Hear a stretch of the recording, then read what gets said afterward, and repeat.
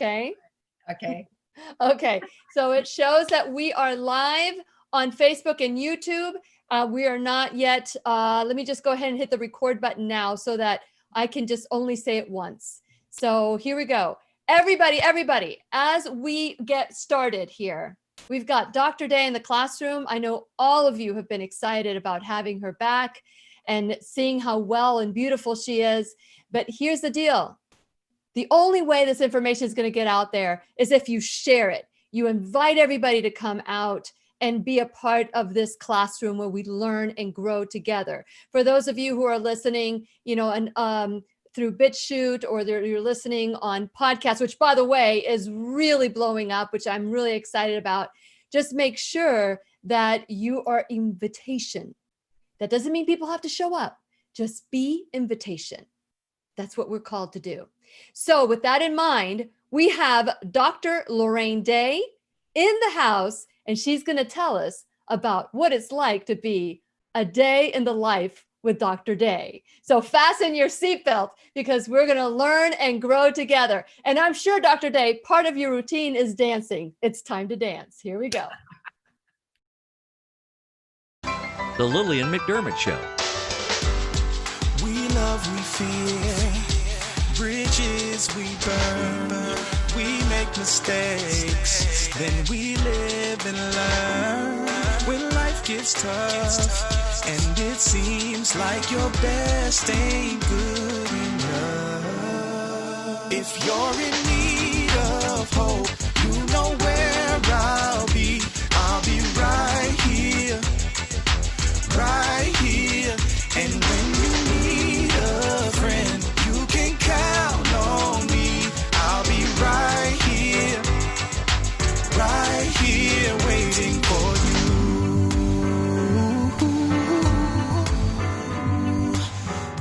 This is the place you can always turn to when you need a friend. The Lillian McDermott Show. To reach out to Lillian, visit her on the web at whenyouneedafriend.com. Now let's all learn together. Here's Lillian McDermott.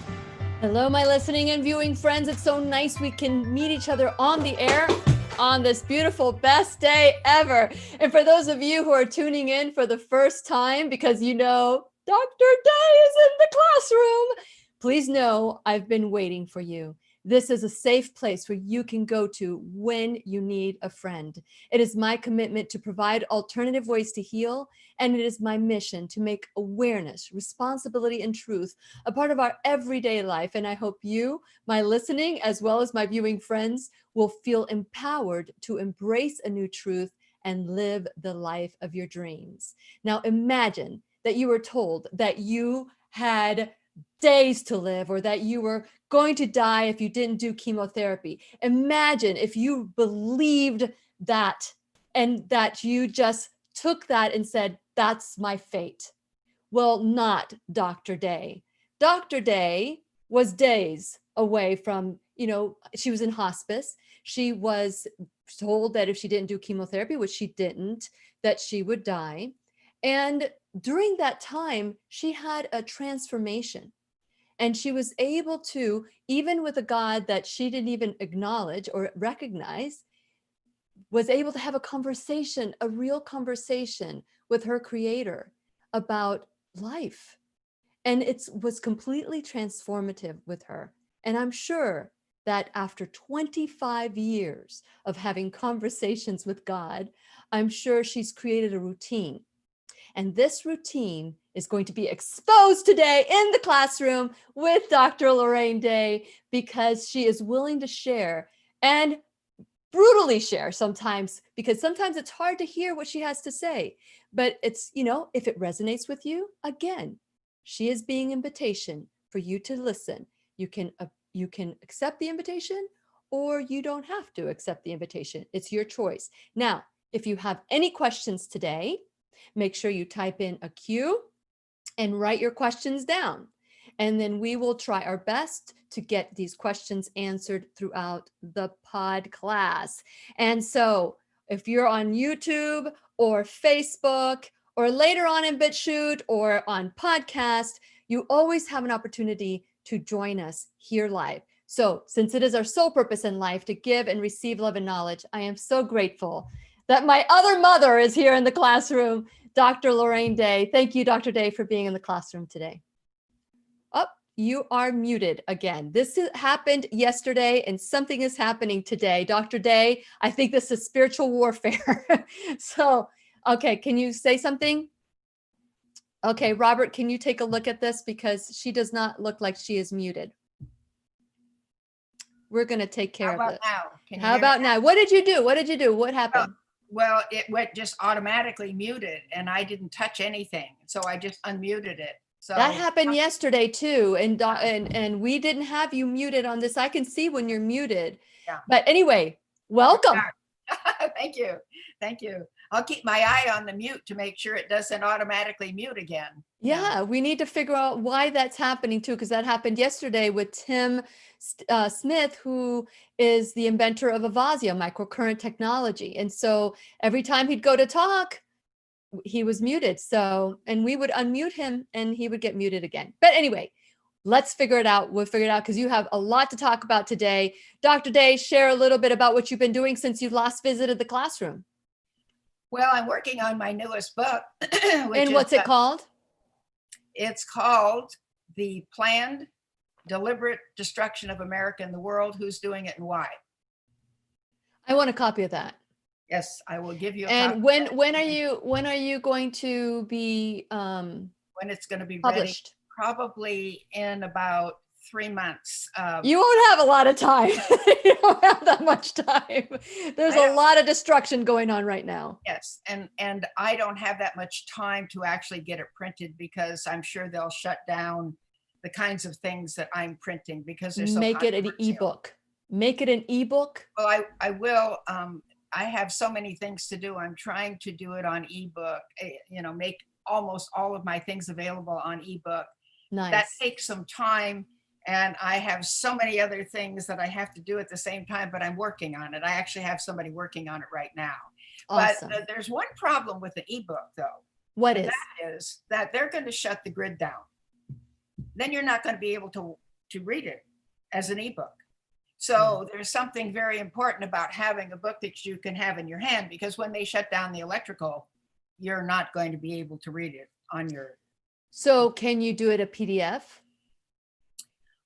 Well, yes, I can do it PDF, but it's going to be a very big book. So it's going to, the biggest book I've written so far is 900 pages, which is Who Rewrote the Bible. This you book did. This book will be bigger than that. Wow. Wow. Because You've been a busy lady. Yes. And my last book just came out in January. And what's that one called? That one's called Who Started the Organized Church? It Wasn't God. And the subtitle is, for the first 4,000 years of human history, no one went to church. And then what happened? I love your titles.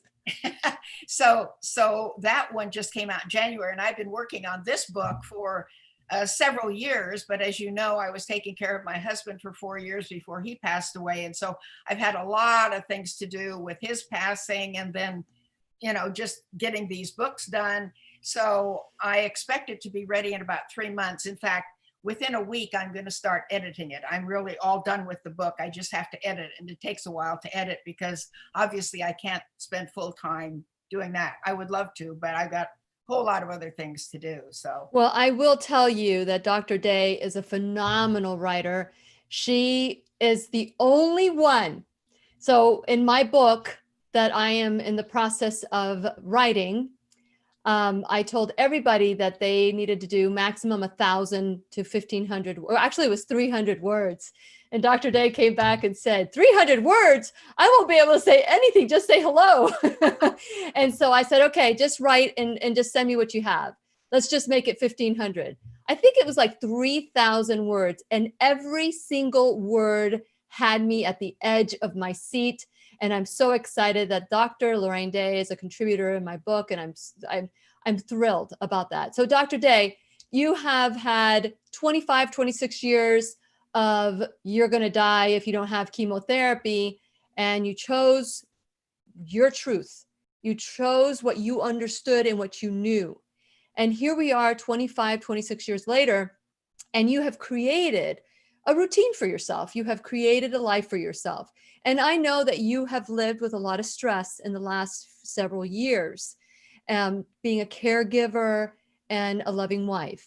And so with that in mind, how was your routine changed, or did it get better as a result of what you dealt with your husband?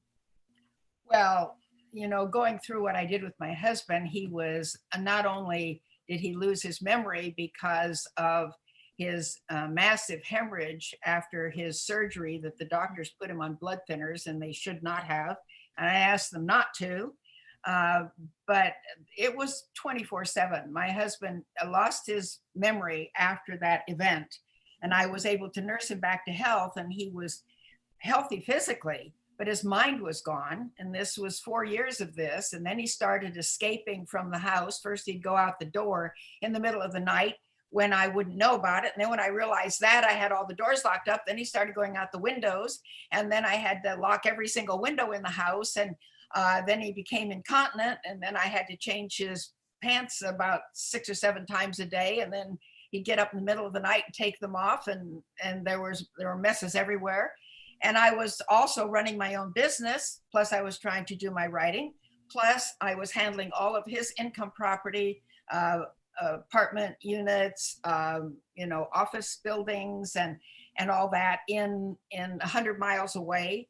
And then I was taking care of my granddaughters, my twin granddaughters, a day a week, a 300-mile round trip from my house. And so I have a lot on my plate. PTSD, that's PTSD for you right there. Well, and actually, the thing is, I just kept putting one foot right in front of the other every day, because people would say to me, why is this happening to you? And I said, don't talk about that. That's not what we talk about. I learned from reading the Bible that you don't complain. You don't complain. That's why it's always the best day ever, Dr. Day. Well, that's right. You never complain. You just keep putting one foot right in front of the other, because when Moses complained that he needed Aaron to help him take the Israelites out of Egypt during the Exodus, God says, no, you don't need Aaron. I'll put the words in your mouth, because Moses had not been in Egypt for a long time, didn't speak Egyptian very well, been 40 years. But he kept asking for Aaron, so God finally gave him Aaron. And then Aaron, of course, made the golden idol, the golden calf, and they all worshiped that. And that was nothing but trouble for Moses. So I said, I'm not going to do that. I'm not going to complain. I'm not going to ask for anything different. I just do it. But it was, my husband actually died as a husband 3 or 4 years before he actually died, because he didn't even know who I was, didn't know my name, didn't know I was his wife. And so when he passed away without pain. He just died in his sleep.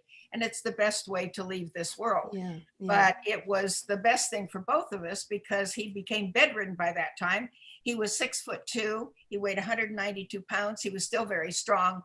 And he would fight me when I would try to turn him so he wouldn't get pressure sores, and I was black and blue all the time. So it was the right time for him to go, and it was the best for both of us. And so I'm still recovering, because I had a disc. I got a disc by trying to move him and him fighting me. And so a lot of back pain and all that. So, but the thing is, you just keep going forward. And now I'm writing this new book, and I'm trying to get a lot of things fixed in the house that he destroyed while he was alive. And then, of course, after he passed away, I had to deal with his family. They had never liked me. His grown children had never liked me, because I'm not a Lutheran like they all are. And so I was, destined for some black hole, just because I was not the same denomination they were. So that's been difficult too, but the way you just keep going forward. And now that has pretty much resolved, and we don't have to deal with each other, and I can get my life back. So here we go. It's a lot, because I know that, you've been coming into the classroom since 2013. Actually, back then we'd call it the radio show, right? And so I remember in the last couple of years, knowing all that you've gone through, And this, I'm grateful that you're sharing. I've never shared this with anybody. Nobody knew that that you and I have discussed this. That's why I call you my other mother, because, I love our time together. I love, being able to get your wisdom. Your wisdom is so raw. At the same time, it's so now. And we've got to wake up. We have got to wake up. There's a lot that's happening that we've been put to sleep on. And so, with Dr. Day, and we've had shows and classes that are to wake us up. Today is basically, I'm sure people wonder, okay, 25, 26 years of you could have died back then. And you're 83 now, right, Dr. Day? Right. 83 last February. Mm-hmm. That's right. And so, when you look at 83, you don't see 83 in Dr. Day. So obviously she has some secrets, and she also has some rituals. And I thought, would it be nice to just learn a little bit more of what you're doing, what you've continued to doing. Like, for example, what's your morning routine like? Now that your husband is gone, I'm sure your morning routine is a lot different than it was when your husband was alive. And so, and for those of you who have any question for Dr. Day, just type in a Q and ask away. So, Dr. Day, what is your morning routine like now? Well, the first thing I do when I get up, I usually get up at 7. Sometimes I have to get up earlier, but I usually get up at 7. And now during the summertime, I immediately go outside and get some sun, because the temperature right now where I live near Palm Springs is 116. So you can't really be out at the hottest time of the day. So I go out for between 20 and 30, 40 minutes in the morning, as much as I can stand before it gets too hot, so I can get some sun. It's very important to get sun. People don't understand how important it is to get sun. Sunlight boosts your immune system. Sunlight turns your cholesterol into vitamin D. Sunlight decreases stress. Sunlight does all sorts of wonderful things. Sunlight actually even decreases back pain. They have found that vitamin D is extremely important if a person has back pain.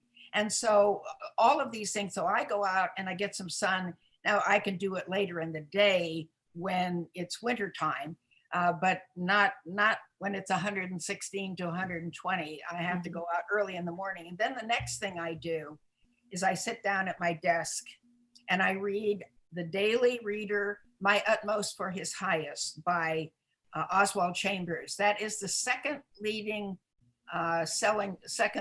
lead seller book next to the Bible, I think. And what's it called? My Utmost for His Highest. It's by Oswald Chambers.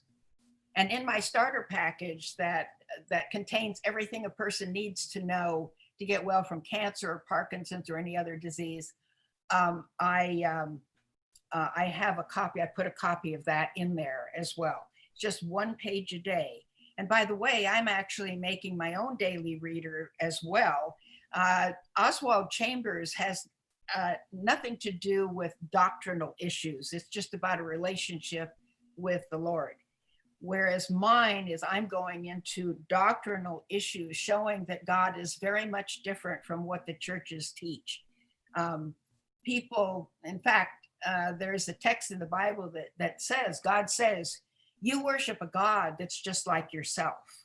Mm-hmm. You see God through your own character, not through his. So he said, right. If you're kind, you'll worship a kind God. If you're pure in heart, you'll worship a pure in heart God. But if you're perverse and obstinate and contrary, that's the kind of God you worship. And that's not the God of the Bible. God does discipline us. We reap what we sow. Mm-hmm. But just like a loving parent, God doesn't discipline us to destruction. He disciplines us to turn us back to right doing. Okay. So I read a page in Oswald Chambers, and then I read my Bible. And I have the, not only the King James Version of the Bible, but I have the concordant version of the Bible, which is a much more literal translation, which shows you many of the errors that have been put into all of the versions of the Bible. And so I read the Bible for generally on a regular day, 20 or 30 minutes. And then I pray. And I thank God for not only being alive at this age, but being healthy. And of course, I'm eternally grateful for God opening my mind so I could understand what I needed to know to get well. Because the cure for cancer is out there. The cure for cancer is in my materials. I am a cure. I am not a cancer survivor. I am not. Survivors can be people who are just either in remission before the cancer has come back or something like that, or they've been so chemoed or radiated that their body is so sick they can't even produce cancer cells for a while. Yeah. I am a cure. Now, the drug companies hate to hear that word. Even Orthodox medicine hates to hear that word. But you see, doctors work at the wrong end of cancer and every other disease. They work at the wrong end. They work at the tumor end. The tumor is not the problem. They always want to cut out the tumor or burn out the tumor with radiation or chemo out the tumor, poison it out. But that usually ends up killing the patient. And so what I did was I deprived the cancer of what it needed to grow. I deprived it of what it needed to grow because the things I was doing in my life, the way I was living, eating, and handling stress, was producing the substances in my body that caused the cancer to grow. So when I stopped doing those things, the cancer died. And in fact, if you've seen pictures of my tumor, originally the tumor was attached to the entire width of my chest wall and came up as a big mountain here. And as I started to change everything about my life, the tumor started rounding up and detached completely from my chest wall. I could actually get my fingers through my skin underneath. Wow. It detached. And see, this is very important in medicine. Yes. Because one of the ways you usually distinguish between a benign and a cancerous tumor is if it's attached strongly to the underlying tissues. My tumor was originally attached totally to my chest wall. And then it started not only rounding up, but it detached completely because it was dead. It died. And then the body can just resorb it, you see, because I had stopped doing the things that caused my cancer to grow. When you are stressed, whether it's domestic stress, family stress, job stress, financial stress, you trigger your fight or flight reaction. That produces adrenaline and cortisol into your body. Cortisol is cortisone. Cortisone suppresses your immune system so you can't get well. So if you are angry at someone, if you have not forgiven someone who's wronged you, you are triggering your fight or flight reaction all the time. So you are pouring cortisol into your body, and that suppresses your immune system. Now, I always laugh because I'm an Orthodox doctor. I was trained in Orthodox medicine. I'm a trauma surgeon. And yet, as I've told you in previous conversations we've had, when I was in medical school, I realized doctors never get anybody well from any disease. Mm-hmm.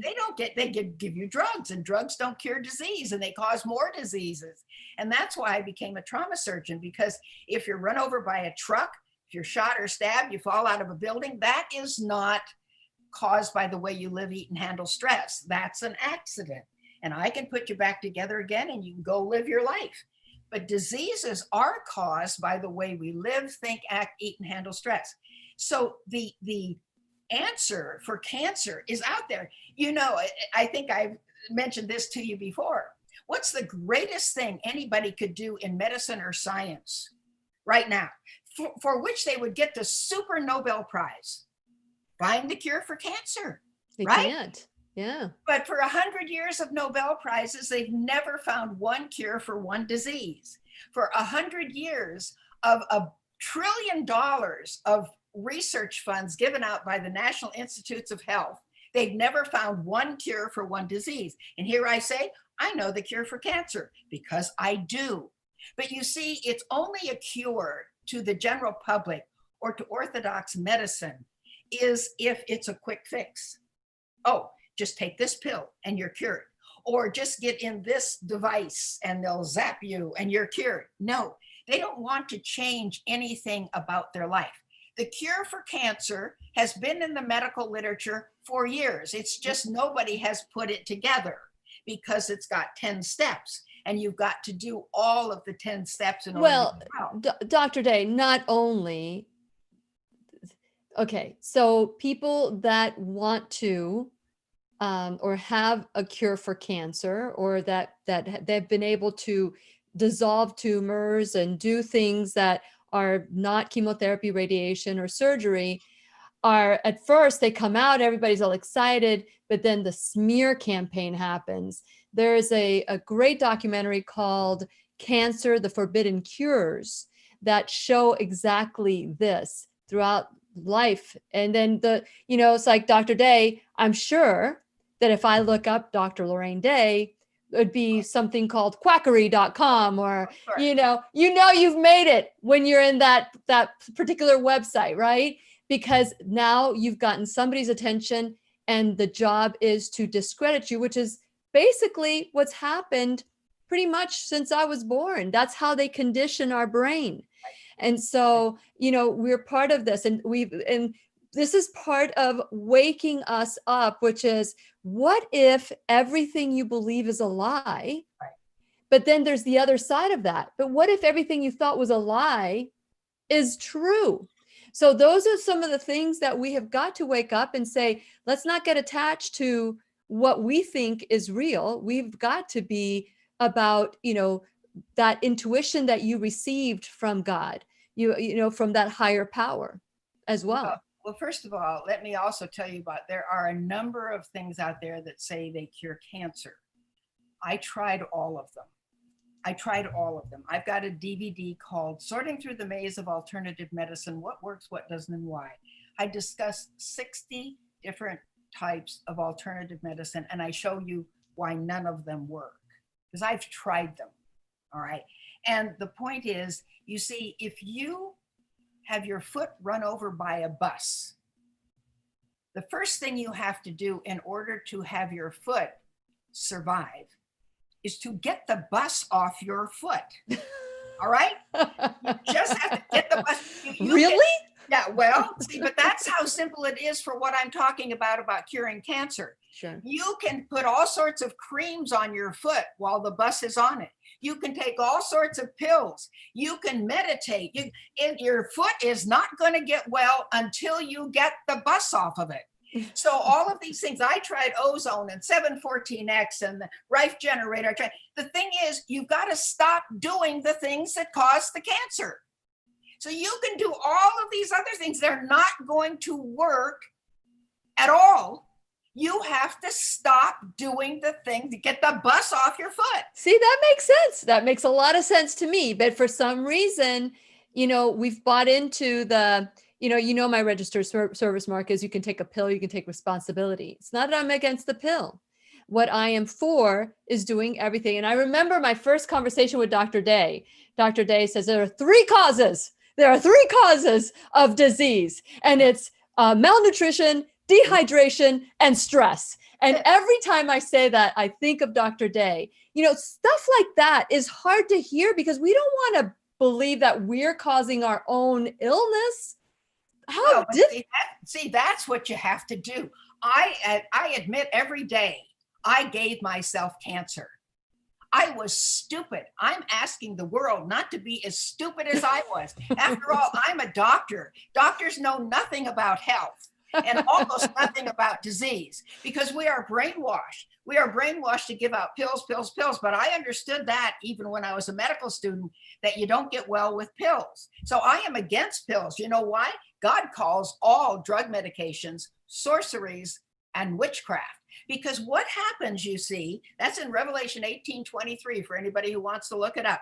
The word sorceries in the Greek is pharmakia, pharmacy, drug medications. God says the whole world will be deceived by their sorceries, and that's drug medications. Because when God gives us 100% guarantee that if we do it his natural way, by changing the way we live, think, act, eat, and handle stress, He says, if you follow my laws, and that includes all his health laws, my commandments, and my decrees, I'll keep you free from every disease. That's in Deuteronomy 7:11-15. When I read that, see, I had been an agnostic. I was raised a Christian, and I talked about how I left the church because this God who has said, love me, and I'll let you live with me forever. But if you don't, I'm going to burn you. And I thought, my parents wouldn't even do that to me, no matter what I did. They're mere human beings. And so I said, I'm out of here. And I was an agnostic for 35 years. Then when I developed cancer, I already knew as a doctor, doctors don't know how to get you well. Because see, the doctors develop cancer at the same rate as the general population, and doctors die of cancer at the same rate as the general population. So if doctors don't know how to prevent or reverse their own cancer, how in the world do you think they can do it in you? Right. They can't. And I've told you that the 3 doctors who were involved in my biopsies, I had 2 different biopsies, 3 surgeons were involved that were all my friends, and they all told me I was going to die if I didn't have chemo and radiation, mastectomy, and all that. Well, one is dead of cancer because he had chemo and he died. Yeah. One is dead of a massive heart attack 1 week after coronary artery bypass that was supposed to cure him. And the other one is having chemo for his malignant melanoma. So of the 4 of us, the only one who's alive and well and cancer-free is me. Yeah. Yeah. And they're all professional doctors. Okay. So we can maybe talk about this a little bit later, but I want to go back to a day in the life of Dr. Day. Right. So then I study my Bible, and then I pray on my knees. We have to show God the respect that he has. So I pray on my knees in my bedroom alone. And I thank the Lord. I pray with my Bible open right by, I'm kneeling at my bedside. And I thank him for all the wonderful things he has done for me. I even thank him for the difficulties I've gone through.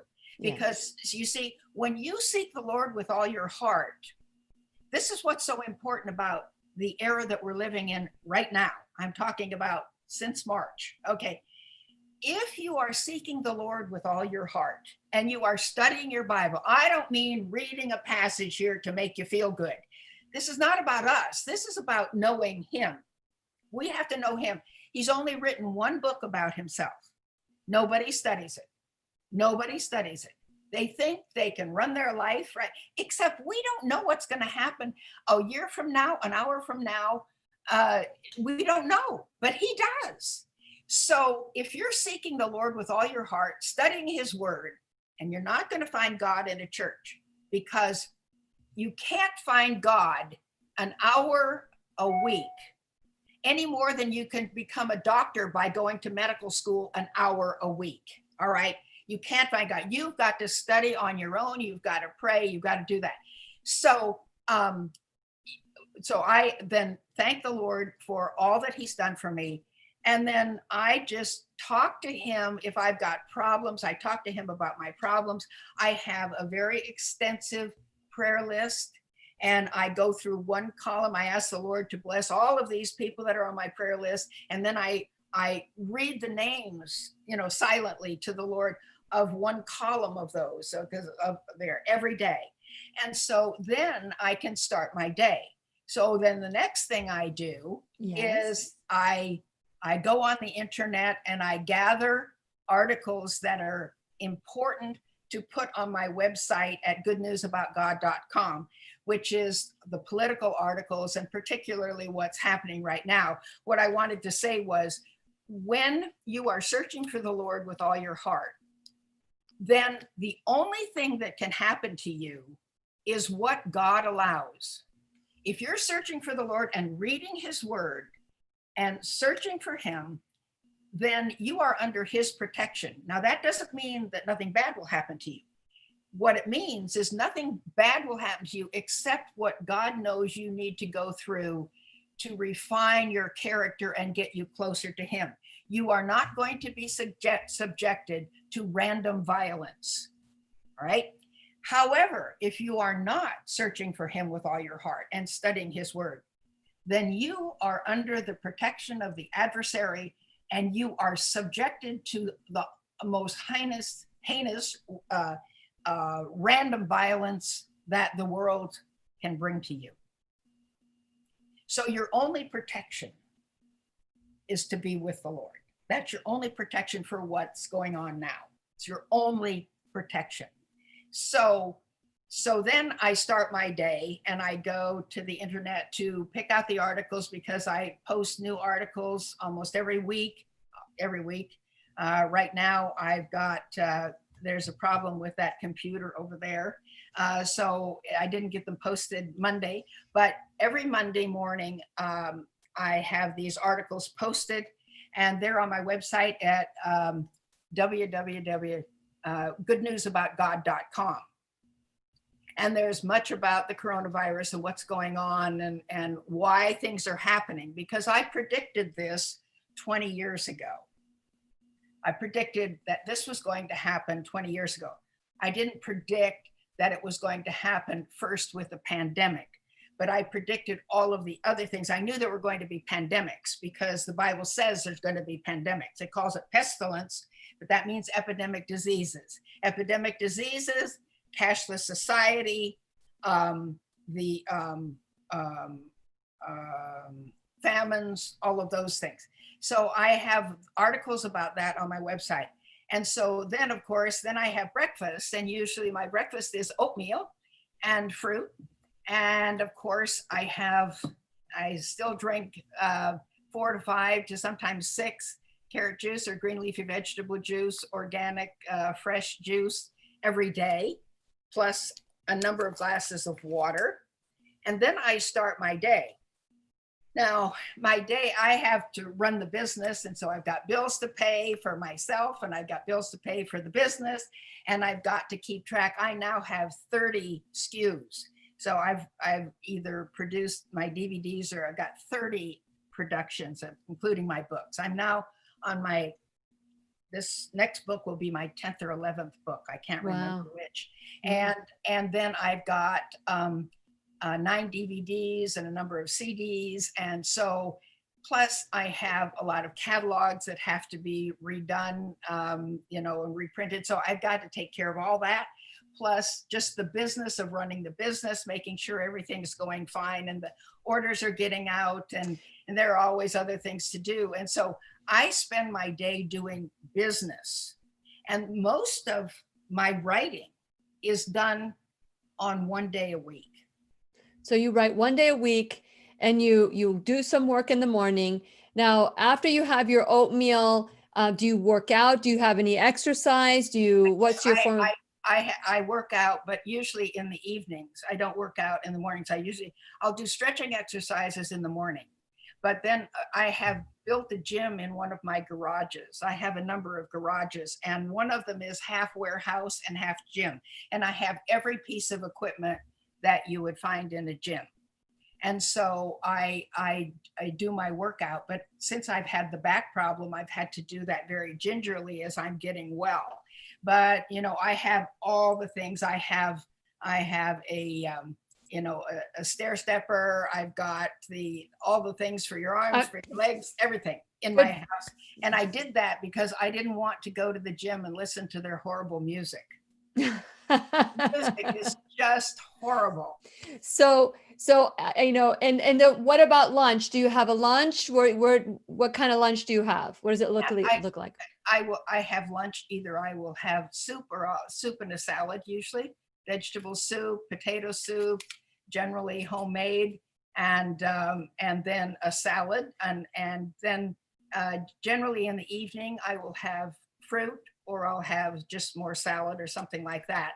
And so I eat. I'm a total vegan vegetarian, and I try to eat a lot of my food raw. Mm-hmm. This morning I did not have oatmeal. I just had a fresh peach and a fresh apricot and a couple of other pieces of fruit, banana, and that's all I had for breakfast. But it was all raw.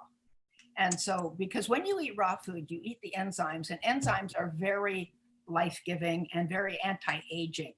And one reason people age so rapidly, number one, is they don't drink enough water.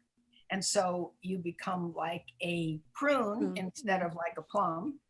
And then the second thing is that stress is very dehydrating. And then when they don't eat raw food, they're eating everything cooked. There are no enzymes in it. You do get the vitamins and minerals, but you don't get any enzymes. So you really need to eat raw food. So during the daytime, on an average day, now Monday mornings, I'm generally, doing the posting, getting the posting done. And then one day a week, I travel again down to Laguna Beach where I take care of my granddaughters. And so that's a 300-mile round trip on that day. And so, but that's always wonderful because I usually do a Bible study with them. I'm writing a whole series of Bible studies for little kids. Aw. They're 9 years old now. And so they're learning to use their Bibles. And then we are doing even, this is after school. Of course, they're out of school right now, but I'm teaching them all the capitals of all the states in the United States. Nice, And we're going to nice. go to the countries of the world. And then I give them piano lessons because I was a music major in college, and piano, organ, trumpet, and drums were my. Wow. Wow. More and more. You're like Inspector Gadget. We have some questions, Dr. Day, and I don't want to get behind. We've got like 12. Okay. So there are some comments. If you want me to read your question, make sure you type in a Q before the question. That way I know it's a question. You can find Dr. Lorraine's work, Dr. Lorraine Day's work at drday.com. That's drday.com. And also, if you want to look at the more controversial or maybe the spiritual side of Dr. Day, you can find it at goodnewsaboutgod.com. So with that in mind, I'm going to look at some questions. They're asking about the NIH and the COVID-19. Well, if we have some time afterwards, maybe we can go there. And yes, a lot of wisdom. Okay, so Glenda has a question. Says, does Dr. Day have a Bible study group, maybe a Facebook group? Well, I haven't done that yet because I used to have a Bible study in my home. It was attended by between 15 and 30 people in my home. I had that for 20 years until my husband got so rambunctious that he was coming out in front of the Bible study naked, and that didn't go very well. So I had to stop that. And of course, now with the COVID, you can't get together anyway. But on my website, both at Good News, but by the way, Good News About God not only contains spiritual information, it contains an enormous amount of political information. Yeah. So controversial, political. Yeah, that's a little bit more. 10,000 articles on there for that. But at the very bottom of my health website at drday.com, it says Dr. Day's Bible Studies. I have over 300 Bible studies there that I have written myself. And it's the best news in the world. I can tell you that what the churches teach is not good news.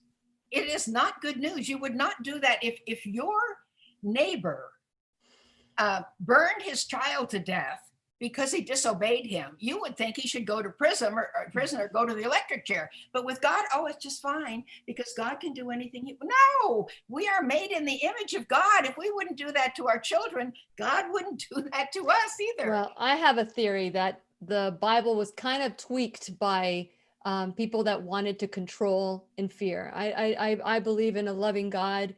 And I believe and I agree with you that there are, that you had talked about discipline, but I believe that discipline comes from consequences of our behavior, not necessarily God saying, I'm going to punish you. There's it's punish is not in the Bible. See, yeah. What you have just said, I have proven. Oh, really? What you have just said, I have proven. See, I knew this stuff. Okay. And okay, so let me there are some questions, and before we continue with the questions, I want to acknowledge my sponsors, Dr. Day, because without them, there would be no classroom. And so I just want to make sure that all of you go, for those of you who want to know where the information for Dr. Day is, if you are a subscriber of whenyouneedafriend.com, if you go there and subscribe, once a week, you get a blog telling you who's going to be on there, the connections, how to get in touch with them, and all of that. Plus you get some free gifts. You get my ebook. It's called The 90-Day Challenge to Self-Love. And so those are gifts. And then you also belong to this, you have access to all my social media. And so I want you to get connected, because we're being censored. We're being censored. What Dr. Day was talking about, the grid and all of that, that's part of, what they say is the plan. I want to be a part of the solution. So I do want to get to that maybe after the pod class here. I want to talk about being the solution. And so with that in mind, I want you to make sure you not only go to Facebook and Twitter and YouTube and subscribe at YouTube, but also go to BitChute, because BitChute is, if anything happens with YouTube, you'll have all that information going to BitChute as well. We started doing that maybe a couple of months ago, and you need to subscribe there. We only have like 29 subscribers. Don't wait till you have to. So just make sure you start migrating there as well. And so with that in mind, I want you to go check out my sponsors. Well, my sponsors, there would be no class. And these are all my sponsors, whether they are affiliate sponsors or that they are sponsors that are supporting the classroom. It's getting harder and harder. And I'm so looking forward to, people sending donations and contributions so that we can continue to grow the classroom. So sponsors like Nori, Nutritional Oncology Research Institute, Keep Me Safe Organics, making sure that your makeup, anything that touches your body, is chemical, pesticide, organic, non-synthetic, everything, beauty products. And so you get percentage off, and that's a gift from me, not from Keep Me Safe Organics, but check them out. First Alternative Care, telemedicine for the entire household, one payment a month for the entire household. Check them out. And that includes dermatology, non-urgent medical, and 3 hours a year of behavioral health counseling. We have the pharmacy in Merritt Island that it will help you. Like if you don't want to take a pill and you need a compound, they will convert it to compound, mention my name again. Live Longer Medical, converting you, transforming you from the inside out. And also my affiliate programs. And I do have to mention something extra, BrainTap. I'm really excited about BrainTap. They're having a summit, and this is to be able to rewrite the program from all the television shows and all the lies that we have been fed. And so it help you balance your brain. And so they're doing a summit with some incredible speakers, and it is this weekend. So if you're interested, text me or email me or let me know that you want the link, and I'll send it to you. It's free for you to attend, but you only get, if you go for free, only that time. But if you want to purchase it for $37, you get it for the entire life. So you get all those speakers. So check it out. This is something new that just happened today that I just found out about. And so figure out ways to support my sponsors the way that they're supporting the classroom. Finally, you can become an enrolled student. It's becoming harder and harder to find sponsors because they're hurting as well. So if you can afford $1 all the way to $10 a month or $1,000, whatever you can afford, it will help pay for the expenses to run the classroom. And so please, please, please be a part of this spirit, mind, and body. And so today we're thankful to Dr. Day. I knew, Dr. Day, that it was going to be like, I wanted to discuss what it is like to be 83 years old and be able to be as healthy as you are, especially after you were told that you were going to die if you didn't do chemotherapy. Now, my question to you, before I start asking questions, is if you had an opportunity, Dr. Lorraine Day, 83 years old, had an opportunity to talk to young Lorraine at 20, what would you tell her? I tell her you're really stupid. But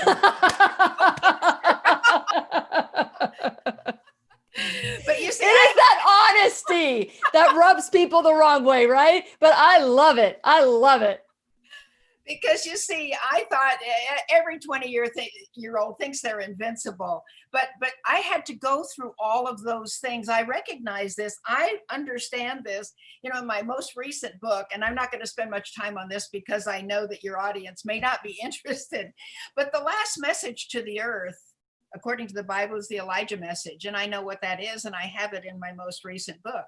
But I realized that I have been preparing for this and learning this Elijah message, which part of it, 1/3 of it, is that when you're sick, you go to God and do it his way and not to doctors. That's 1/3 of the Elijah message. The other is that you don't go to the government, you go to God, and you don't go to a church, you go to God. Okay, because the relationship, most people have an allegiance to a church when they think they have allegiance to God. But I realized that from the time I was born, I have been preparing for this all my life, and I did not recognize it. But God has brought me through all of these things and brought people into my life, like a former British MI6 agent who I became friends with, a Bo Greitz, who was the most decorated Green Beret ever, who told me about all the drug running of the US government in Asia. And he and I and my husband and his wife became very close personal friends. Ernst Zundel, who spent 7 years in prison for just questioning the accepted version of the Holocaust, just questioning history. He spent 7 years in prison, 5 in Germany and 2 in Canada. He and his wife were good friends of mine for 20 years till they passed away 2 years ago. A fellow who was a pastor in Alaska and went around to all the places where they were having oil rigs, and he would have services with them once a week. And he got to know all the big oil barons and told me how there's enough oil in America to last us hundreds of years, but they're drilling and then capping them to keep the oil prices high. And all of these people who have come through my life to tell me about all of these things that I have known now for almost 30 years, where I was able to predict what's going on right now was going to go on. So it wasn't a surprise to me. So I just realized that I have been preparing for this all my life to know these things. And see, facts, knowledge is easily obtainable by the collection of facts. Doctors do that very well. Yeah, but lately the facts are being distorted too. But see, but in order to reach the correct conclusion, you have to have wisdom, because you have to have wisdom to put those facts together in the right order to reach the right conclusion. But wisdom only comes from God. Mm-hmm. So if they don't know, I don't care if they go to church, that means nothing. If they don't know God, they can't put those facts together. And that's why the world is so chaotic. And that's why they can't find the cure for cancer, even though it's there. It's in all the medical literature. I'm in one of my books, I think that I've sent you, I Will Give You Back Your Health Again. I've got over 300 medical references. It shows that everything I did to get well is in the medical literature. Why can't they figure it out? Well, it's not that they can't figure it out, is that they don't want to release it. So they can't figure it out. They can't figure it out because people like Ted Kennedy, Jackie Onassis, they're very bright people. They would have figured it out so they would save their own life, but they couldn't figure it out. And that is because they didn't know God. Jackie Kennedy went to church. She was a Catholic. She didn't study her Bible and search for the Lord with all her heart. Ted Kennedy was involved in all sorts of. Well, I want to talk about that, and because we only have about 2 minutes to the podcast, and I'm excited about how many people are listening to us all over the world on podcast as well. And so I want to invite everybody to join us live, because these are great conversations with wonderful people that we wouldn't normally have. And I know that all of you are waiting and wanting to ask questions. So get your questions in right now. But Dr. Lorraine Day, you got 2 minutes to talk to the masses of what's happening right now, to wake us up. What would you like to say? Well, the first thing is they're going to eliminate all healthcare pretty soon. So you better learn how to take care of yourself, as I have. I've not been to a doctor in 27 years, ever since I developed cancer. I didn't go before that either, because again, I'm a doctor. I know doctors don't know anything. And so I don't go to doctors, because there's the way to get well, and the way to get well is to change the way you live, think, act, eat, and handle stress. If you go to my website at drday.com, you have all the information there on how you can get well. Not only did I get well from cancer, but I got well from Parkinson's. I was diagnosed with Parkinson's a year before I was diagnosed with cancer. I had a very severe tremor. And when I got well from cancer, all my Parkinson's symptoms went away too. I have no tremor now.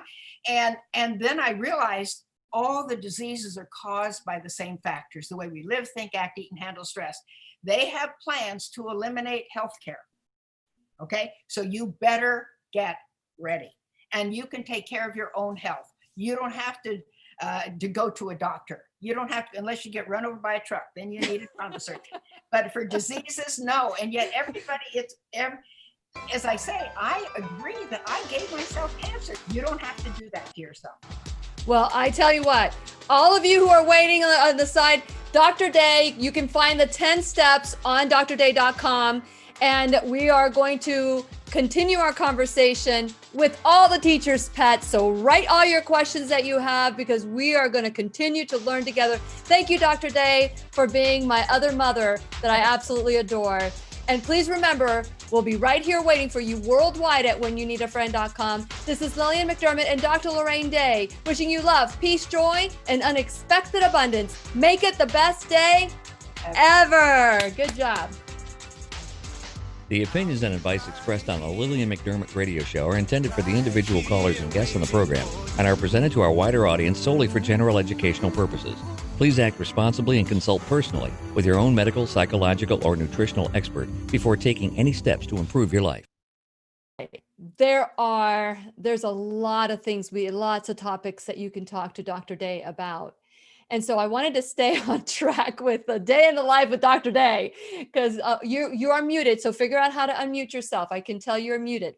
Did you click it? I Okay. did. Okay, perfect. So I do want to go into right now. You did say you haven't seen a doctor in over what, 30 years, you said? 27 years. Ever since the last time I saw a doctor was when I had my biopsies for the cancer, because I didn't know it was cancer. I was just having a little tiny thing taken off of my chest under local because it bothered me when I put my seatbelt on. Mm-hmm. But I didn't go to doctors anyway. You know, I am one. That's right. I was going to say, you see a doctor every time you look in the mirror. And I believe that we also are doctors. We have that. God gives us everything that we need to heal, but we've got to give the body what it needs to heal. It's a win-win. We got to work together here. And the body is designed to heal itself. Absolutely. And so what you have to do is stop abusing it. Again, just get the bus off your foot. I love that. Yeah. Every time I look at a bus, I'll see you with okay. So Glenda, I know that you would like to share some exercise, but we'll see if we can get that to later. Okay, and Taryn, I hope that you saw that you can. I answered your question, which is the 10 steps. They are on. We've done classes on the 10 steps. So if you want to go to my YouTube channel and do Dr. Lorraine Day, Lillian McDermott, and the 10 steps to living a healthy life, you can do that as well. But she has it. I mean, Dr. Day is very generous with her information. There's a lot of people out there that hoard everything. She is very generous. So you will find it on her website, drday.com. So let me make sure I've got, so Taryn, I hope that answers your question. I want to say thank you to all of you. Just acknowledge you, Kay and Taryn and Krista and Glenda. And let's see who else as I go down that are asking all these wonderful questions. By the way, Krista says that she cannot believe you're 83 years old. You don't even look it. So that is, just acknowledging what is true here. There is a lot of corruption in the government, but I want to be a part of the solution, Dr. Day. I want to be a part of the solution. So, okay, I agree. Unbelievable data. Yes. Okay, so did I miss any questions here? I hope, let me check YouTube real quick. Oh my goodness. Oh, I did not know that there were questions here. Any questions? I don't see any cues on YouTube, but lots of lots of questions, all of us, not statements. So thank you so much. So if you have a question on YouTube, type a Q as well and write your question. So for now, let me, Dr. Day, there's a lot of predictions of what's going to happen. There's a lot of gloom and doom out there, lots of gloom and doom. And I started a private group called I Am 99. And I cannot accept right now that things have to be the way that they're telling us it's going to be. So I want to come up with creative solutions. One of them is, praying, praying for our leaders, praying that the evil of this world is just taken away. But we have to be about more, because I saw people trying to do friendly, peaceful gatherings that all of a sudden became horrible riots. And so that is kind of like not in my wheelhouse right now. But what are some of the solutions to create awareness that we are part of the 99% that's being controlled by the 1%, like you call them, the Illuminati, the evil, the devil, the evil that is in this world? I want to unite everybody. And that's what the I Am 99 is for. Uniting, I don't care what you believe in. We all want to protect our freedom.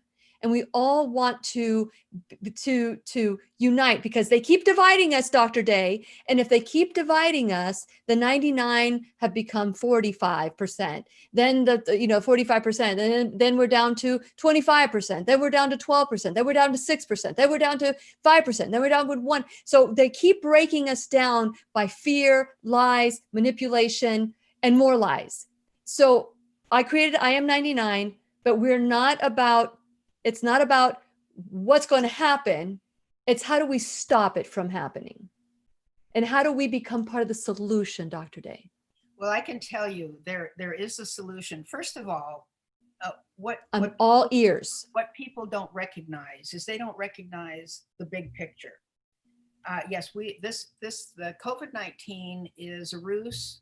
The COVID-19 causes nothing more than the common cold. Coronavirus causes nothing more than the common cold. Then people say, well, what are all these people dying from? They're dying from the same thing ventilators. They always died from. They die from cancer. They die from heart disease. They die from. They're just not reporting it. Well, what they're doing is they're calling them all COVID. Correct. And we know that because I have relatives who are doctors who are still in hospitals. They are doing this. They are lying. And it's being reported over and over and again, but it's not making it to the mainstream media. So. Well, of course not, because the mainstream media is owned by the same people who are doing the lies. Correct. But what we have to look at is the biggest picture. America and the world have left God. They have left God. People are not studying their Bible, believing in the Lord. Now, I'm not talking about church. I'm not talking about organized religion. You're not talking about religion, correct? Religion. All right.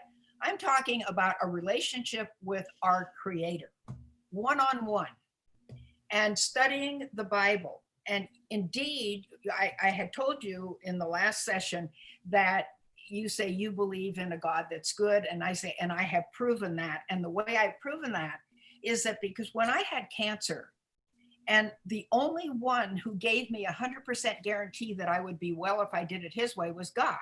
And he says that in Deuteronomy 7:11-15. If you follow my laws, this is health laws, my commandments and my decrees, I'll keep you free from every disease. No doctor will give you that guarantee. So I thought I better find out what that means. So I started a real study of the Bible. I studied the medical literature. I studied the Bible because my life depended on it. I had the best motivation of all because I was going to die. I had cancer all over the place and I was going to die. And I had 2 young sons that needed a mother. But even if I had no children, I didn't want to die anyway. Mm-hmm. All right. So I started a real study of the Bible. So I found out that the word hell is not in the Bible. It's not there. It's always the word grave. It's the word Sheol in the Old Testament, Hades in the New Testament. The word is grave. And 80% of the time they translate it grave, but 20% of the time when they want to make God look harsh, they just automatically make it hell. There is no hell. Now people are going to go crazy. And it's interesting. It's the Christians that go crazy. The Christians want a hell for the bad people. Well, I'll tell you how do you think that you got to be so good? All right. And see, until the salvation of everybody in the world as is important to you as your own, you are not safe to save. Until the salvation of everybody in the world is as important to you as your own salvation, you are not safe to save because you think you're better than other people. So people have to be concerned about the salvation of everybody. People are always saying, well, he didn't make the right choice, so he deserves what he gets. That is not the right heart. You need a new heart. And so when I was studying all this, I realized that there is one book that will tell you. That's why 20 years ago, I was able to predict what's going on now. I knew it was going on, not because I'm so smart, because the Bible tells us. The Bible tells us how to be well. We never have to have disease. The Bible tells us how to be successful at your work. It tells us how to raise your children. It tells you how to be stress-free. It tells you all these things, and nobody reads it. Nobody Well, reads it. that not, I'm a graduate of Bible Study Fellowship. So, there are people out there that are reading the Bible, and, so I'm hoping that there are more people that have read the Bible. But earlier when I said that I feel that the Bible has been tweaked to keep us fearful, I thought you said I could prove it. And I thought you were talking about that. What you were saying, I could prove it. I am talking about that. The word hell is not in the Bible. Oh, okay. So that's a process of being tweaked. I get it. The word hell is not in the Bible. The word punish is not in the Bible. It's been written in. The word is always visit. And it means I will visit you with whatever you put out. If you put out bad stuff, you will be visited with bad stuff. It's sort of like what the New Agers call karma. God says you reap what you sow. So the word punish is not in the Bible. What you had just said at that time was exactly what I had proven, because Good. You said there are consequences of our acts, but it's not punishment. No. It is the automatic consequences of our acts. Well, when we say I was punished, it takes away our ownership of what we did and the consequences of our behavior. If I say that God punished me for doing something, then I'm just like a victim. I didn't create it. And that is why I use the word responsibility in the classroom. And I want to reframe the word responsibility, because responsibility is blame, shame, fault, and duty. But the true meaning of responsibility, of ownership, is I created it. I am co-creator, right? And so if I created it, I can uncreate it.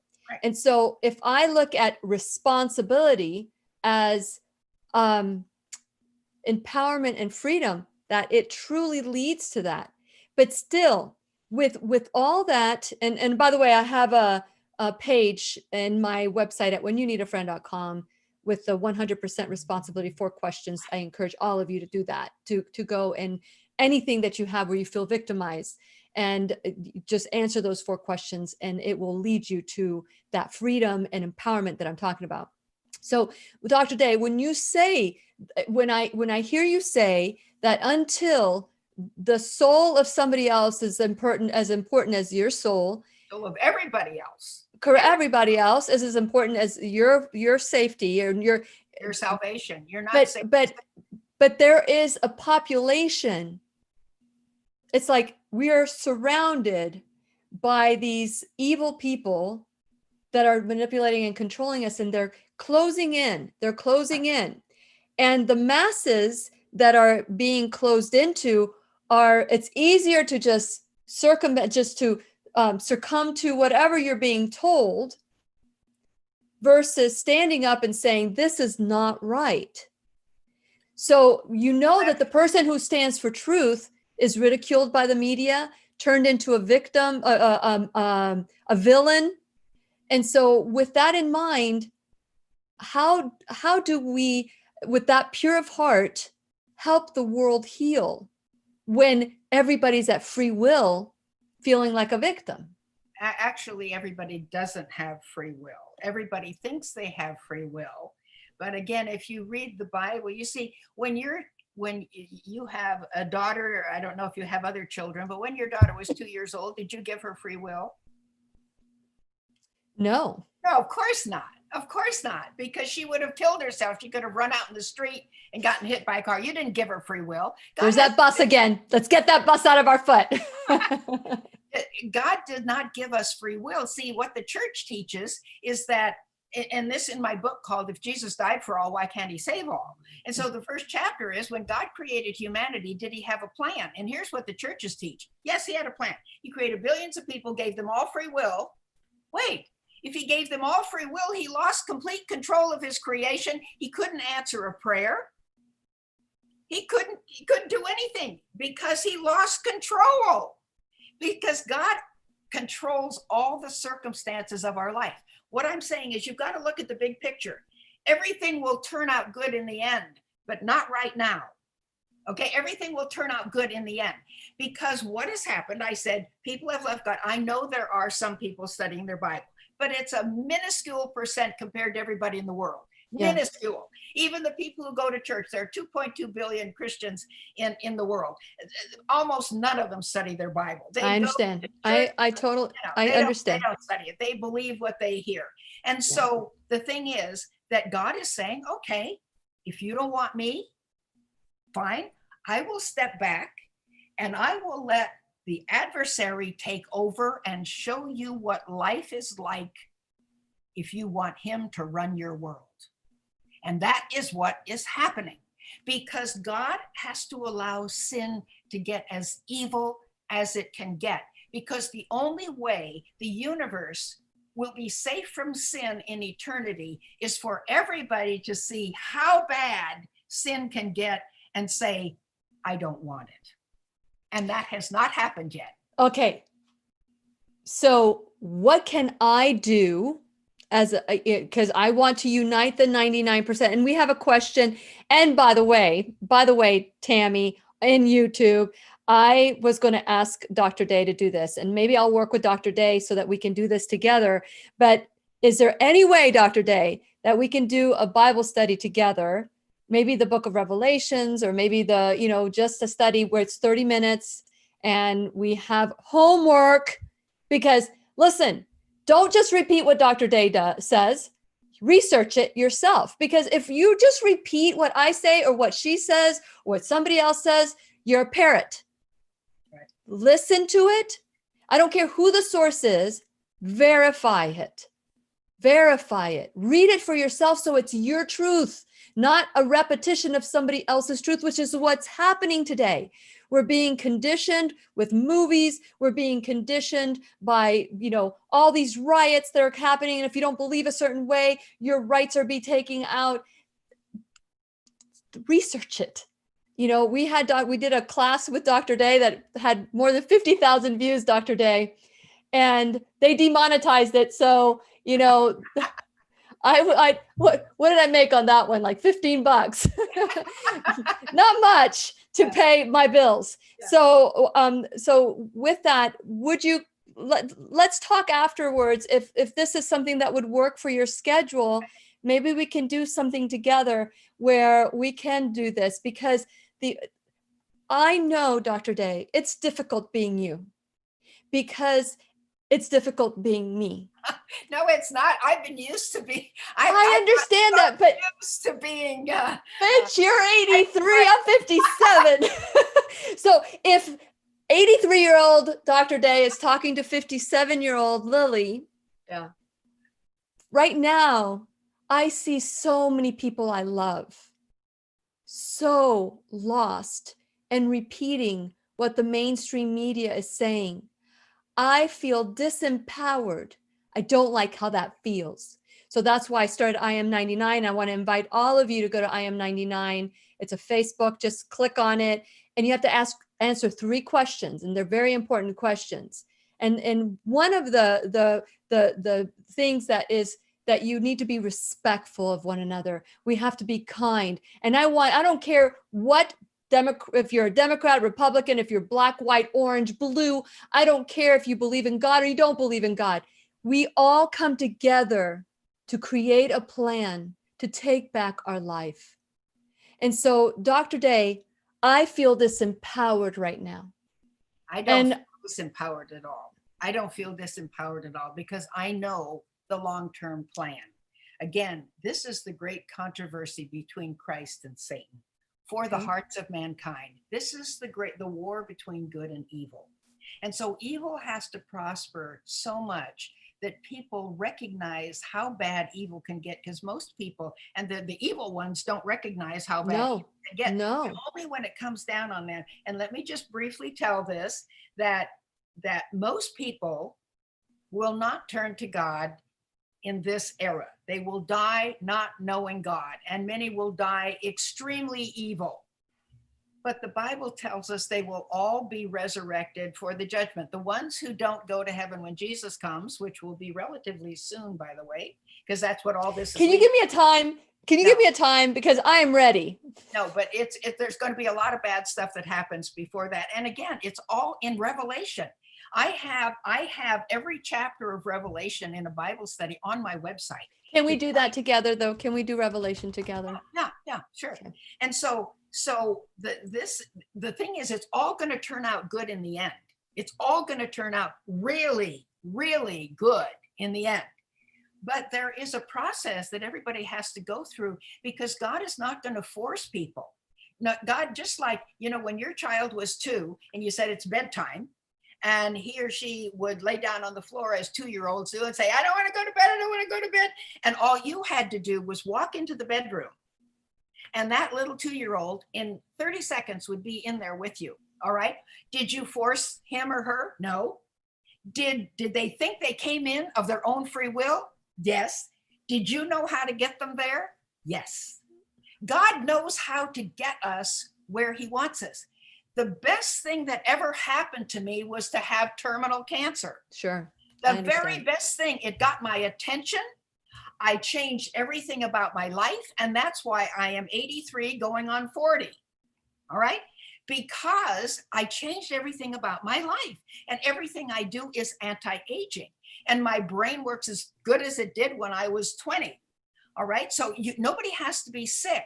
So God brings us through these various experiences in our life to teach us. So that's one reason it has to get really bad. That doesn't bother me. I don't like to see people go through pain, but God has to sometimes wreck a life before he can save it. He had to wreck mine before he got my attention. I understand. And that is fine. So there are most people who are not going to get this. And the Bible tells us all this. I've known this for many, many years, that it's going to get worse. And we're in for a lot of trouble. But there is an answer, and that is turn to God and study his book. Okay. And so that's what this is all about. And in the end, at the judgment is not for God to resurrect people and say, I'm good and you're bad, and now I'm going to throw you in hell. That's not what it's for. The Bible tells us what the judgment is for. And it's in Psalms 94:15 and Isaiah 26:9. Judgment. Can you say that again? Psalms 94:15 and Isaiah 26:9. It says, when the judgments of God are in the earth, the inhabitants of the world will learn to do right. They will learn righteousness, not to get burned up. But God, when all these people who have not reaped what they've sown in this life, they will start reaping it after the judgment. And that's what will turn them back to right doing. So I don't worry. See, I can't change anybody's heart. Only God can change the heart. And then I let God bring to me the people whose hearts he has opened to truth. And so those are the only ones. If you start talking to somebody whose mind and heart God hasn't opened, you might as well start teaching quantum physics to a 3-year-old. They will not get it. They have been so brainwashed, and I can't open their heart. And what do you do, Dr. Day? Do you stop? Do you stop cold, or do you try? Yeah. No, I don't try. I'll sometimes throw something out. I say, just as an example, when it's October. You do a whack-a-mole. boom, and walk away. But no, here's like when it's October and it's breast cancer month, and I go through the grocery store line, I have my little card out that shows my tumor and all that. So they'll say, would you like to contribute to breast cancer? And so I have my little card, and they said the cure for breast cancer is already known, and this is me, and I had it. And so sometimes people will go, Boom. sometimes people will go, oh, or something like that. And then I stop. I just put my card away and I don't say anything more. But if they say, wow, you got well? I said, yeah, would you like to know more? Yeah, next time I come in, I'll bring you something. Okay, so that's the way I do it. There are people who come to the office and they come to fix the plumbing or something like that. And then they'll say, what do you do here? Well, that's my entree. One man came, he was coming to fix the generator or something. And he said, I'm sorry I wasn't here yesterday. I know I was supposed to be here, but my father's very sick with cancer. There's my opening. There, God has brought somebody whose mind and heart has been opened. If they don't want to hear, I don't tell them. So because I can't open their heart. You can beat them to death with your knowledge. And if they can't get it, it's just like what I say, teaching quantum physics to a 3-year-old. Yeah. You can talk to them all day long. They're not going to get it. You have to wait. And that's why I just wait. I don't try to go out there and try to convince people, because in this era, there won't be a whole lot. When the flood came, which was only 1,500 years after creation, how many people were in the world at the time of the flood? Creation chronologists think there were probably 3 billion, because people lived to be over 900 years old before the flood, and they had hundreds of children. How many got on the boat? 8 out of 3 billion. Noah preached for 120 years and never converted anybody. That's the way it was supposed to be. This is the way it's supposed to be, because God has to let sin become as evil as it can get, when everybody recognizes, even the people who are running the world now, the Illuminati, they have to recognize how evil can get when it comes back on them. So I don't try to force the world to understand, because this is just a window in a long, you have to look at the long view. In the end, it's going to turn out glorious, because you see, God is eventually going to save everyone who has ever been created, but only after they reap what they sow. If you had 10 children, how many would you say, oh, well, those two, doesn't matter about those two. I've got the other 8, and we're going to have wonderful time for eternity. No. If a parent loses a child, you have an empty place in your heart forever. If God loses one child, he has an empty place. People say, oh, well, God will be happy for eternity. What, with all these people burning in hell, or with all these people dead? Are you kidding? See, what the churches actually teach is that Satan is more powerful than God. They teach that Satan can win God's children away from him, and God doesn't know how to win them back. That's what the churches teach. There's some people who are so bad, they don't want to be saved. Oh, I see. So their will is stronger than God's will. And they say, God, you can't save me unless I let you. Are you kidding? The Bible says, write this one down, Ephesians 1:11, that God is operating everything according to his will, not ours. And his will, in 2 Peter 3:9, is that none will perish, but all should come to repentance. And that word is not even will there. The word will in the Greek is thelema. And in some translations of the Bible, they make it desire, which is epithumia.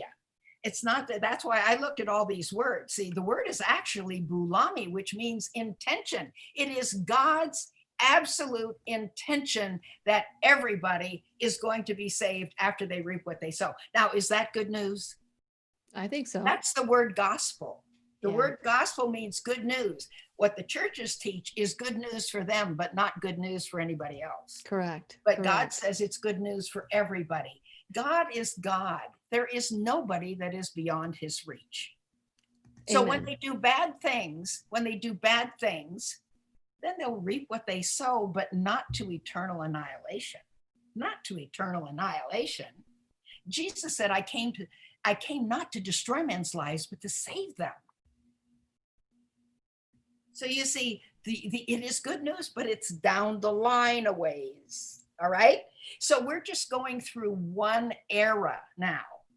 There will be a millennium, and there will be then a judgment. And then there are at least 1,000 years before we enter eternity, when everybody who has not learned that they need Jesus Christ to run their life will reap what they've sown. And through that reaping, you can imagine all the plans they have for destruction of many, many people. Guess what? They're going to reap that. How many times do you have to go through that? You say, not good when it happens to me. You see, so that's why I don't get concerned about this era. I am not depressed. I am not concerned, because I know from reading the Bible that God has a perfect plan in the end. Well, good. I'm not depressed, but I am concerned. I am concerned because I feel that we all have roles. We have everybody, like the song goes, all of God's creatures have a place in the choir. And so right. what I'm right now, I'm helping rehabilitate a little butterfly. So if you guys go to my YouTube or my Facebook page, you'll see little LB. LB is my little butterfly that just didn't grow its wings, and it just fell into my balcony. And I've been trying to keep it alive. And that little butterfly has taught me so many lessons about, should I let it go? Should I let nature just take its course? What should I do? And I'm creating a little house for it. And today I haven't posted my update today, but I learned how to feed a butterfly, just all these little different things. And perhaps maybe this butterfly was there to teach me that I just need to let natural causes, nature take its course. Well, that's right. You see, God has a plan, and I want to be close to God and live his way and let him work through me, rather than trying to do God's work my own way. That's what churches do all the time. Oh, let's work for God. Let's do this for God. Wait a second. God knows what he needs done. My job, the Bible tells me, my job is to get to know him and to glorify him by my life. Then he can work through me. And sometimes I don't even know how he's doing that. But I don't have to try to figure out how to do God's work my own way. Remember, I told you I learned not to do that, because that's what Moses did, got him in real trouble. He decided he wanted to do God's work his own way. All right. And eventually he learned that was not the good thing to do. So I thought, I'm not going to do that. My job is to get to know God and to glorify him with my life, learning to love my enemies. All these people who are doing these bad things, I've written a letter to them, and it's on my website at Good News About God. I've written to the Rothschilds, I've written to George Soros, and I've written to Bill Gates, who are all of the same ethnicity. And I said, I know you're trying to kill people. I know you want the world for yourself. And I go on about what they're doing and all they're doing. You've got their playbook. Yeah, but I said, eventually, you'll do all this and you'll do all this destruction to the world, and then you're only going to rule the world for 15 days. 15 days, that's what the Bible says. They'll get the whole global government together, and once they do, they will only rule for 15 days, and then Jesus will come and destroy everything that they've done. They'll be penniless, even though they have billions and trillions of dollars now, they'll be penniless. And I said, and then you'll reap what you sow, but not to destruction. You'll learn that you need Jesus Christ to run your life, and I look forward to meeting you then. I love it. You know what? That's a really good call to action. If we could just make copies of that letter, that could be a call to action to the IM99. If you can get me a copy of that letter, and then we could all sign it and send it to all these people. Send us the address, give me all that stuff, and we'll talk about it. We'll talk about it on IM99. We're going to have our first meeting on Saturday, the 27th. Maybe you can join us, Dr. Day, and kind of give that as a suggestion to write these letters. We can make copies of it. You can copy them and we can send them out. It takes the heat off of us. God is running the world. He knows what he wants. We're just little cogs in the wheels, and we want to do his work his way, not our way, because he's a lot smarter than we are. And so then I don't feel that need to try to get everybody to believe as I do, because I know that God eventually is going to get everybody to believe as he does. See, so in the Bible, the word hell is not there. The word church is not there. The word church is not in the Bible. The word first day of the week is not in the Bible. If you look on my website, and I've got a book called Who Rewrote the Bible. It took me 12 years to write. And I show that all of these, and I show you how you can learn for yourself that those words are not in the Bible. They've been written in by the translators. First day of the week is not there. Punishment is not there. The word hope is not there. There is no hope in the Bible. Now before anybody jumps to conclusions, the word is always expectation. Because you see, the translators have made it into uncertainty. I hope it happens. When God says, if I say it, you can expect it to happen. It's expectation, never hope. And they always change it to hope. Yeah, And but expectation has been, just like responsibility has been changed. Oh, yeah. Expectation can also lead you to division, because if I expect you to do something for me, no, the expectation is for me to do it for me, or for me to do it for others. The word for expectation is always God says it. God says, if I say it, you can expect it to happen. Okay. Correct. And so all of these words are not in the Bible, and they have been written in by the translators. The word forever and ever, the word eternity, the word everlasting, they're not in the Bible. There is an eternity, but it doesn't say it there, because those words are all eon or eonian.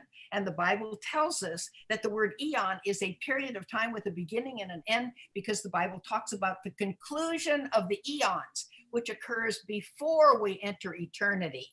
Because where it talks about eternity is in 1 Corinthians 15, 22 to 28, where it says death will be abolished. Now, it doesn't say dying will be abolished, because if dying were abolished, that means that everybody who's dead would stay dead. It says death will be abolished. That means everybody will be alive. And the Bible says, then God will be all in all. That's where it is. And we will stop at that, because it is, okay, so for those of you, and I was reading some of the comments, Dr. Day, as you were talking, because I was listening to you, and I don't normally get to read these comments after we're done. And there were hardly any comments, and all of a sudden there's lots of comments. So I hope that you guys are telling all your friends to come join us. We need to spread the word. We need to spread the word, the good news. And because there's a lot of bad news out there, there's a lot of gloom and doom out there, and that's enough to just hurt everybody. And here's the thing, many people come to me when I coach them and say, my spirit is crushed. And I have news for you. You can never crush the spirit.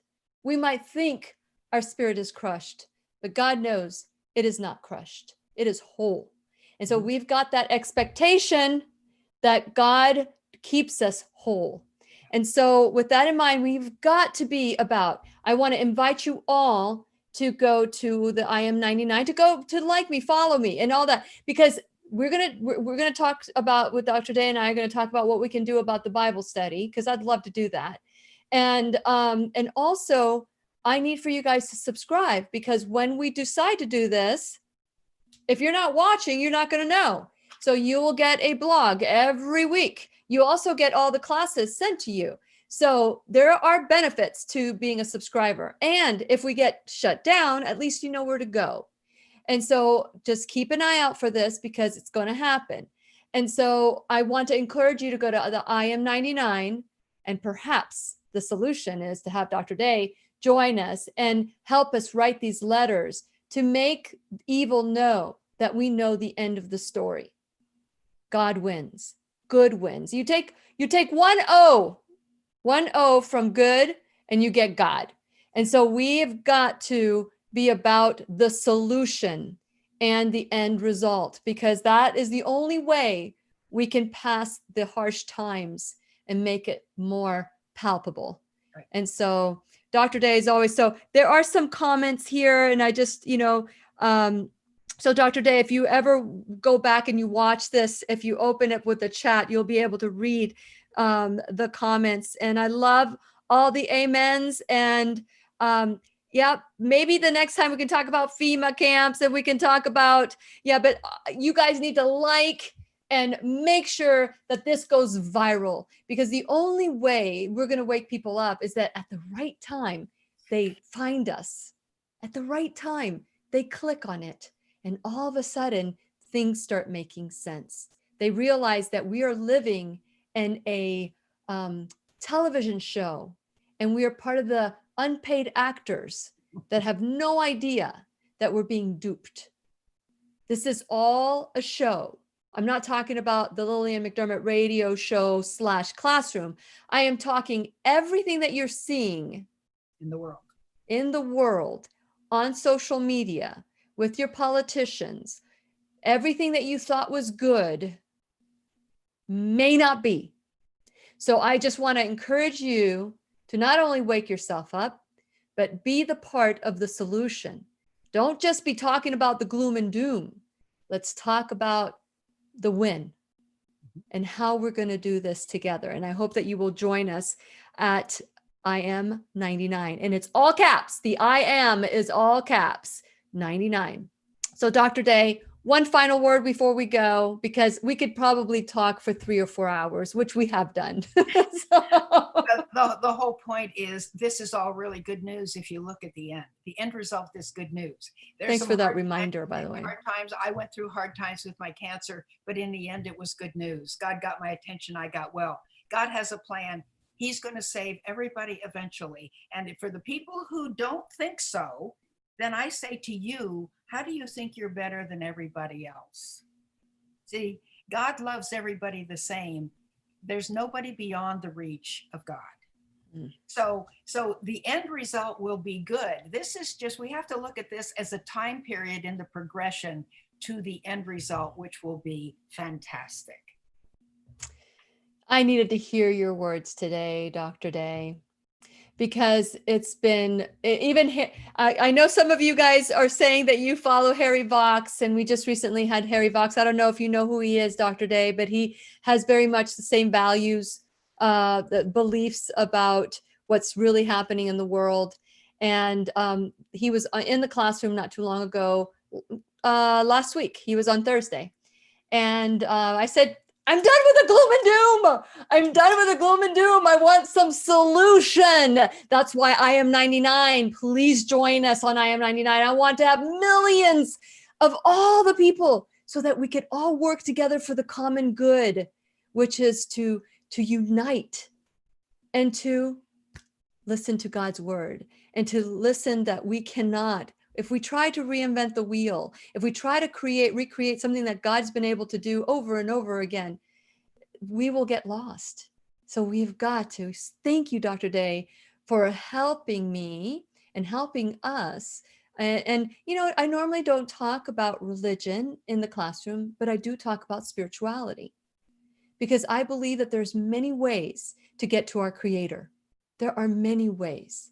And so I am just glad that this is a wonderful opportunity that we can focus on the solution, focus on the end, focus on the win, and be about that. And whistle a happy tune, do a little bit of dancing. So thank you. And I texted Harry today, and I said, okay, have you thought about some solutions? So I love the letters. I love the letters, the love letters. I love your story of transformation. I love the fact that you can forgive. I remember one time, Dr. Day, I was hurt by someone I loved dearly. And it was one of my children, as a matter of fact. You know, as they get older, they become rebellious, just like we do with God. And I remember journaling these words, and I'm like, how could I ever forgive them? I'm not going to say he or she. How could I ever forgive them?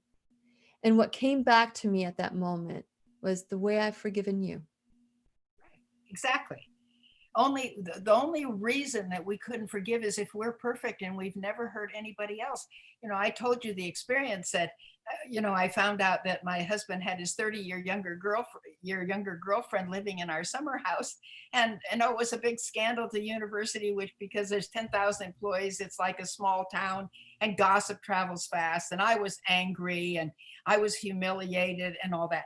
But in order to get well from my cancer, I had to write to him and to write to the girlfriend. I remember that. Their forgiveness for things that I had said about them, which were all true, but I hadn't said them in the right spirit. So you have to learn how to be humble and ask for forgiveness and do that. And so many people don't want to do it, and they don't realize they're killing themselves when they do that. And this is, again, as I've said before, with cancer, surgery is always necessary, but not with a surgeon's knife. You need a new heart, but not a heart from a cadaver on life support. You need the heart of Jesus Christ, who said, love your enemies, do good to those who hate you, pray for those who despitefully use you. And that's what we've got to do for the people who are destroying this country.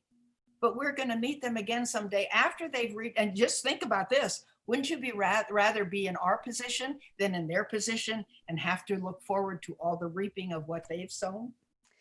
Yep, I understand. But just like Jesus cried, just like Jesus was wanting this cup to go past, just like that, I'm feeling like this right now. But see, it didn't pass from him. He had to. It didn't. I understand. And I so understand. It's not going to pass with us either. I know, but we can try to beg and plead. I've told you that, how many times my life has been threatened, and one of these days they'll probably take me to a FEMA camp, and they've got all these things that they're going to do to us there. But I don't worry about it, because you see this, no one can harm me unless God allows it. And if God allows it, no one can prevent it. And he has promised to go through it with me. So I don't worry about it. Okay. That's the final word. Okay. Thank you all, guys, for watching. I want to thank you all these comments. I love these comments. Also post comments, share, make sure that this gets out there, because this is part of the solution, is to embrace the 99%, even the 100% I'm hearing today. So we're going to love the people that are evil and remind them that we know the end of the story. So thank you, Dr. Day. I really needed this message today, and I'm sure all of you agree that we all need this message even more. So thank you so much. I'm going to say goodbye right now. And this conversation is going to continue. Remember, on Saturday, July 27th, I just want to make sure I've got this date correct, which is not this Saturday, but the following Saturday at 11 o'clock. And hold on a second. I Am 99 is on Facebook. I just want to make sure and that you know that I Am 99 is on Facebook. We'll have to move it somewhere else if we no longer can talk like this on Facebook. So that's why you need to subscribe at whenyouneedafriend.com. So let me see. The date is July 25th. I'm so sorry. I said 27th. It's the 25th, which is a Saturday at 11 a.m. Eastern time. So Pacific time is 8 a.m. Yeah. And so make it a plan, make a date, because I'm hoping I can coach Dr. Day, which I saw her already write it down in her calendar. I don't know about you, but I think we got this connection going. And perhaps maybe she'll be our guest star so that she can help us start learning how to bring love back into our hearts, because this world is full of hate, and fear. And hate is a subset of fear. It's an even lower frequency. And that's what we need to raise our frequency so that we can tune into the love, which is all about God. Anyway, thank you so much for watching today. and being a part, all you teachers' pets being part of the classroom today. We will see you soon. Say goodbye, Dr. Day. Bye-bye.